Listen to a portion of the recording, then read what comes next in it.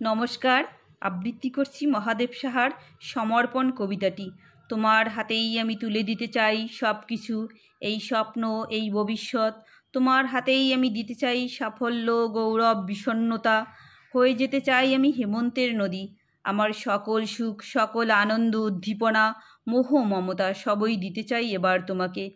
খ্যাতি অখ্যাতির যা কিছু সঞ্চয় তোমাকেই দিতে চাই আমি।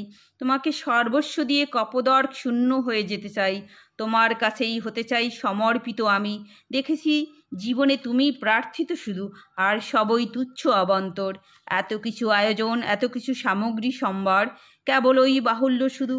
তোমার দুটি হাত ছাড়া জীবনে বাঁচার জন্য কতটুকু লাগে আজ বুঝেছি নিষ্ফল সব। এত কিছু হাতড়ে বেড়ানো বৃথা। তোমার কাছে আছে রত্নের ভাণ্ডার, আছে অপার রহস্য খনি। তোমার ওই স্নেহের ছায়াতলে অনায়াসে জীবন কাটানো যায়। বলো কতটুকু কাজে লাগে সব জীবনে, শুধু তুমি ছাড়া জীবন অচল। তোমার হাতেই তুলে দিয়ে এই সব কিছু, সুখ দুঃখ জয় পরাজয়।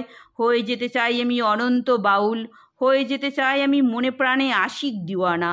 আজ আর তুমি ছাড়া কারো কাছে ভাবি না যাওয়ার কথা, তুমি ছাড়া কারো কাছে চাই না আশ্রয়। তোমার ওই চতুর্দিকে পৃথিবীর মতো আমি ঘুরি, তোমার জলেই মেটাই সমস্ত তৃষ্ণা। তোমার আলোতে পাই অন্ধ চোখে আলো। তুমি ফিরে তাকালে আমার দিকে সমস্ত জীবন পূর্ণ হয়ে যায়, আর আমি কোনো দিকে বাড়াই না হাত।